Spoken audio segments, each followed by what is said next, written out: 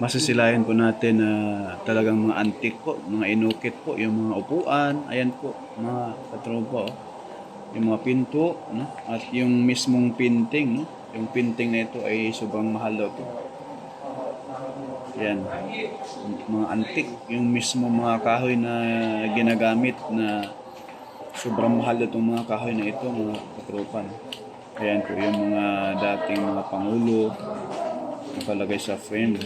Ayan po yung mga security, mga PSG, no? 100 years old na ako. Wala, nakita na tayo. So magandang hapon po sa inyong lahat. Ikinagagalak po namin ang inyong pagbisita.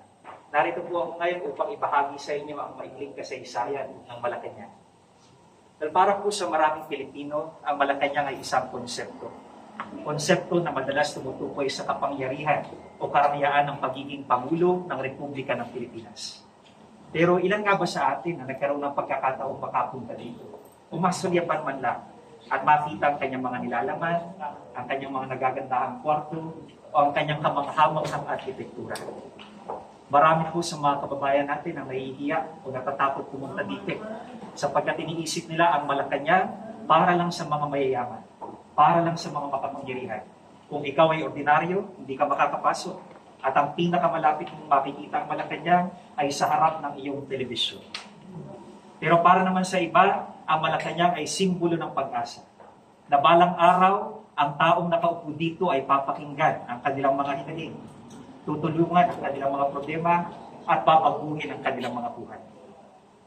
Pero para sa iba, ang Malacanang ay isang palasyo lamang na may magagandang bagay, may magagandang kwarto. Yun lamang at wala nang higit pa. Ngayong hapon po ay dadali namin kayo sa ilan sa mga pinakamahalaga at pinakamakasaysayan kwarto sa ating bayan. At habang naglalakad po kayo, naway maunawaan ninyo na ang Malacanang ay hindi lang palasyo na may magagandang bagay o may magagandang kwarto. At higit pa sa isang palasyo kung saan ang namumuno ay ating nagustuhan, inayawan, sinuportahan o tinuligsan. Ang kapangyarihan ay dadating at lilisan. Pero ang Malacanang ay palaging nandirito. Magiging alaala sa lahat ng hirap na ating pinagdaanan at simbolo sa lahat ng mga pangarap na gustong makamit ng bawat Pilipino. Ako po si Louie, ang isa sa mga tour guides dito. Welcome to Malacanang. Yes. Ganda, ganda, ganda. Pero nung panahon ni Apo Lakay, sila nanay lagi. Okay, wait. Stay. Guys. Kaya na, Si Sir Louie, guys. Ngayon mga katropa, ipakita ko po sa inyo yung mismong loob ng kitchen ng Malacanang at yung mga memorabilia doon, no? Yung gold na mga plato, no? May mga plato rito mga kababayan na gold, pati yung kutsara. Ipakita ko po sa inyo. Ito na po. Ito na po mga katropa yung mismong plato na gold, no? Yung disenyo niya doon sa loob, gold yan, no? Yung parang design niya na kulay gold sa bandang gilid. Ito. Ayan. Yung mga gilid po may mga design. Yan po ay puro gold daw yan mga katropa. Alam nyo ba, yung isang piraso niyan, 1,000,000. Nakaka-gold.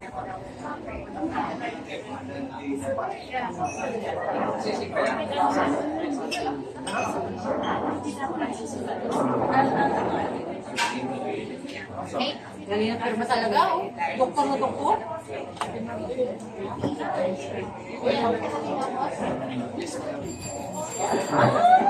Ang sosyal eh. Kuhaan sila nga.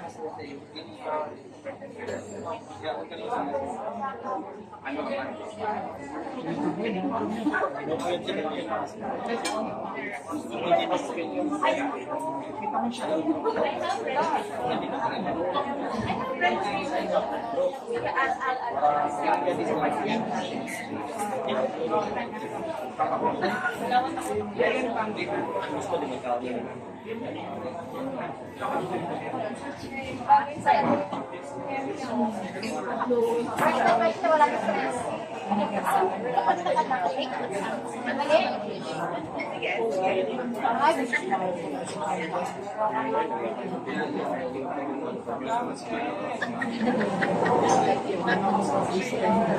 Ayun na, kinakain ko na nga ito. Sarap. Potato chips na. Patatas na Ay. Model ba nila yun ako sa Ma'am Si?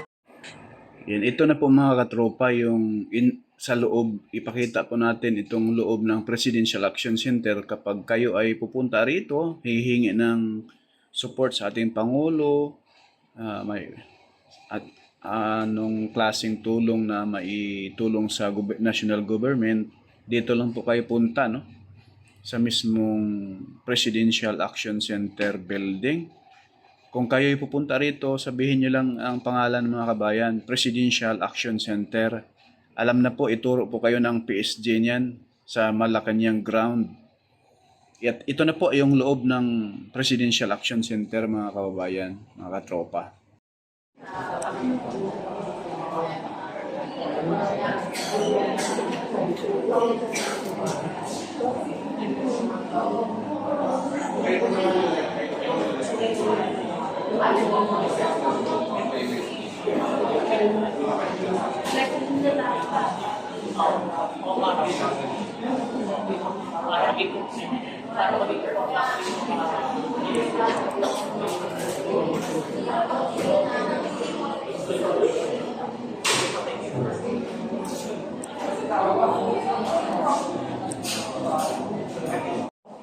tubig dito po sa Padaanin niyo si Miss Pat. Padaanin mo si Ma'am. hindi na sir. Art, nakaharap si Art eh. Mag-direct dito. Naharangan eh. Pinaharangan si Ma'am Pat eh.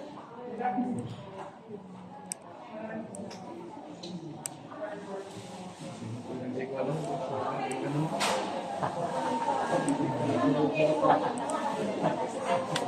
Sinking ko nito.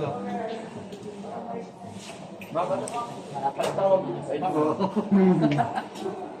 Dito sa taas. Oh.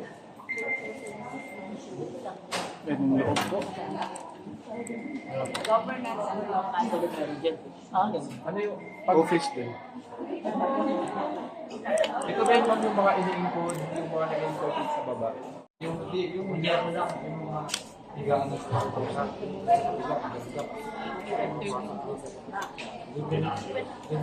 Pagawa ng bakang dito para yung mga minituro. Kasi natin yung sarap. Ma'am, halimbawa pag malalayo, kailangan tumawag, saan sila tatawag? May Gmail doon. May Gmail doon. Kaya nagamit na yung info. Stick nila ng kumpa yan. So, hindi pa ito. Ha? Kasi lang na.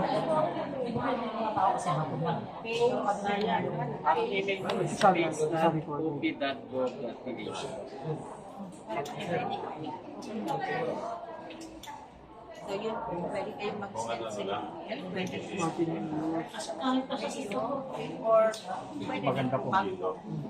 Yun yung mga nakita nyo dyan sa pero naman kasi tayo mga kapapayan tayo, so gagastos ko sila para makarating dito. Pwede naman po pwede rin Email.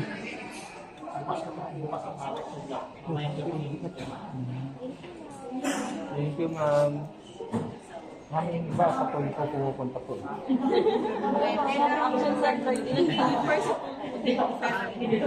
Dito din. So, at least alam namin na dito din. dito masusol. Pwede na pwede. At least.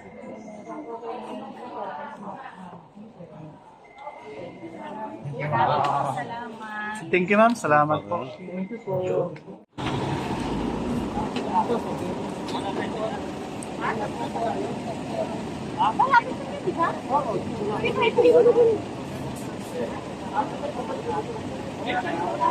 So Ivan Mayrina. Ivan. Kasi sabi sa akin,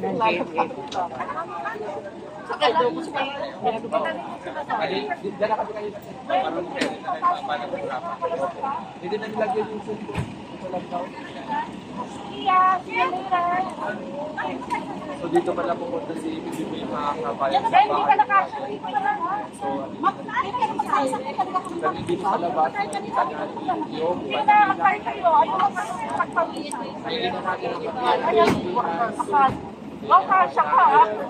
Huminga ka. Ilabas mo yan.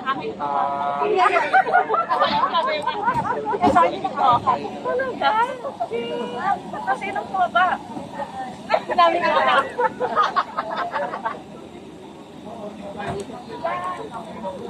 so dito pala pupunta si inaabangan na po si Idol Art, picturean. Picturean dito, mga kababayan. Pa-picture kami, ma'am. Ano na yung BBM? Pa-picture ba? Side sila tayo. Ma'am? Hello, ma'am. Wala pa, ma'am.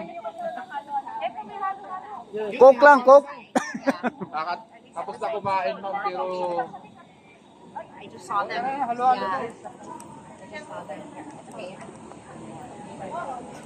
Tapos ng Coke, tapos na. Hello, ma'am. Pinapalayas mo kami, ma'am eh. Ayan po mga tropa, please follow, subscribe sa ating YouTube channel, Tropang Pinoy Vlogs, at hit lang ang notification bell para lagi kayong updated.